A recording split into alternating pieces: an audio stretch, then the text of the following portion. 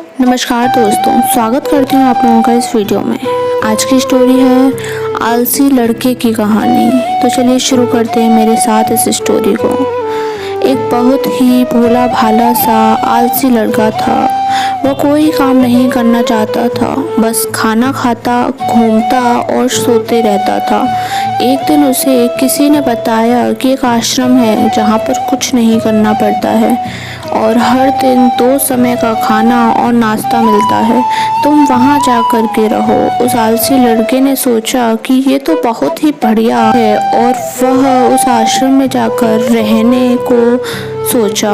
और फिर वह भोला भाला आलसी लड़का अपना सारा सांसारिक जीवन छोड़कर उस आश्रम में जाकर रहने लगा। आश्रम में गुरुजी रहते थे। वह कुछ समय सबको प्रवचन देते हैं। वह आलसी लड़का सुनता था, बाकी समय आराम करता था और फिर भर पेट खाना खाकर सो जाता था। ऐसे ही उस लड़के का दिन गुजरता गया। एक दिन उस आश्रम में कुछ नहीं बना। नाश्ते के समय नाश्ता नहीं मिला। उसने सोचा नाश्ता नहीं मिला, भोजन तो मिलेगा।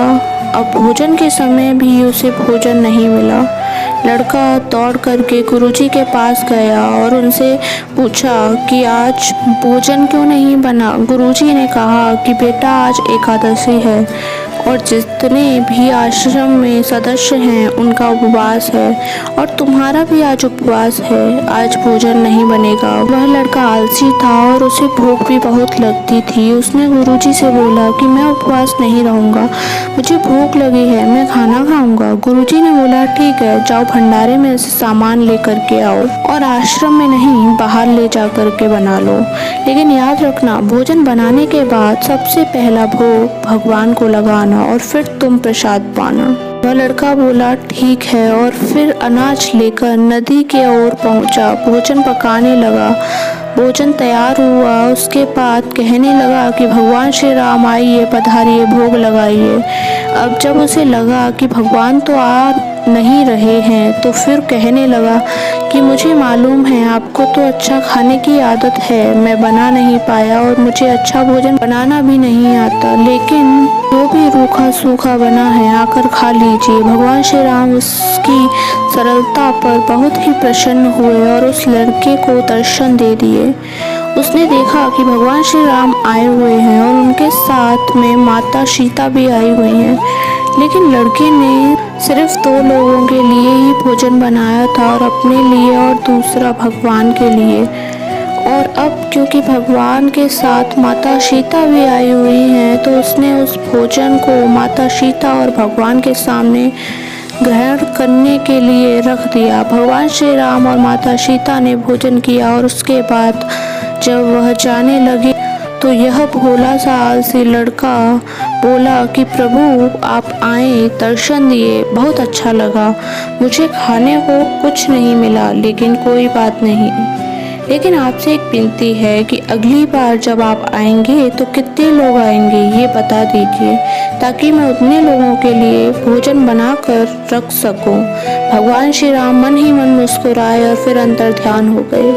लड़का आश्रम गया। दिन बीतते गए और फिर एकादशी का दिन आया और इस बार उसने 3-4 लोगों के लिए अनाज लेकर के खाना बनाने के लिए नदी के किनारे पहुंचा और उसने बड़े प्रसन्नता से भोजन बनाया और इंतजार करने लगा कि प्रभु आइए और भोग लगाइए। इस बार लड़का देखता है कि भगवान श्री राम पूरा राम दरबार लेकर के आए हैं, जैसे माता सीता, लक्ष्मण, भरत, हनुमान जी और सभी लोग आए हैं।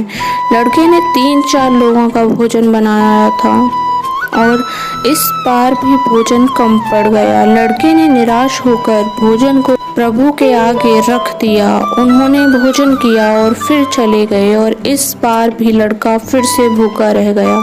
अब लड़का फिर आश्रम गया। दिन बीतते गए और फिर एकादशी का दिन आया और इस बार गुरुजी से कहने लगा कि गुरुजी मुझे इस बार थोड़ा ज़्यादा अनाज चाहिए। गुरुजी सोचने लगे कि यह इतना सारा अनाज का करता क्या है, कहीं इसे बेचता तो नहीं है। फिर उन्होंने कहा ठीक है, भूख से परेशान रहता है। लड़के ने कहा कि नहीं गुरुजी, मैं भूख से परेशान नहीं रहता।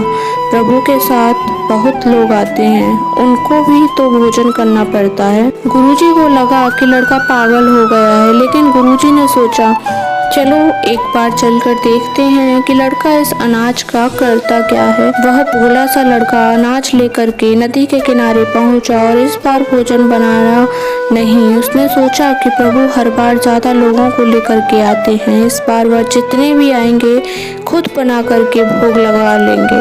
और फिर प्रेम से प्रभु को बुलाने लगा। गुरुजी ये सब छुपकर देख रहे थे कि ये भोजन तो बना नहीं रहा, प्रभु को बुला रहा है। लेकिन लड़के ने देखा इस बार प्रभु के साथ बहुत से लोग आए हैं, तो उसने प्रभु के सामने हाथ जोड़ करके कहा कि प्रभु माफ करना, बहुत सारे लोग आते हैं तो मुझे संख्या नहीं होती है और मेरी हिम्मत भी नहीं होती है कि इतने सारे लोगों के लिए भोजन बनाऊं। आप स्वयं आइए, बनाइए, खाइए और भोग लगाइए। प्रभु मुस्कुराते हैं और अपने साथ आए सभी लोगों के साथ मिल करके भोजन बनाते हैं। गुरुजी ये सब छुप करके देखते हैं और फिर लड़के के पास आकर के कहते हैं कि तुम ये क्या कर रहे हो।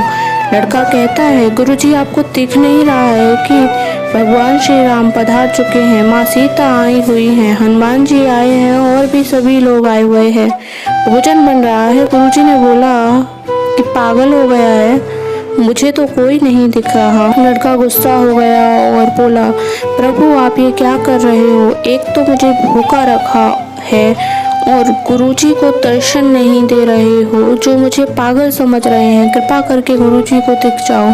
भगवान बोले नहीं, मैंने नहीं दिख सकता। लड़का बोला क्यों नहीं दिख सकते, मेरे गुरुजी तो बहुत महान हैं, बहुत बड़े ज्ञानी और ज्ञाता हैं। भगवान बोले हाँ, ज्ञानी और ज्ञाता होंगे, लेकिन तुम्हारी तरह सरल नहीं है। जो सरलता तुम में है वो तुम्हारे गुरुजी में नहीं है। लड़के ने ये बात गुरुजी से कह दी कि भगवान श्री राम कह रहे हैं कि आप में सरलता नहीं है, आप मेरी तरह सरल नहीं हैं, इसीलिए आपको नहीं दिख सकते। गुरुजी की आंखें नम हो गईं और रोने लगे और बोले कि बिल्कुल सही कहा, मेरे अंदर तुम्हारे जितना सरलता नहीं है। और फिर माफ़ी मांगने लगे। फिर भगवान ने गुरुजी को भी दर्शन दिए। ये कहानी हमें सिखाती है कि जीवन में सरलता सबसे आवश्यक है। जितने सरल बने रहेंगे उतना जीवन में आगे बढ़ते चले जाएंगे। अब आप सरल होते हैं तो आप खुद भी मुस्कुराते हैं और दूसरों को भी मुस्कुराने की वजह देते हैं। तो आप लोगों को ये स्टोरी कैसी लगी मुझे कमेंट के माध्यम से ज़रूर बताएं। धन्यवाद।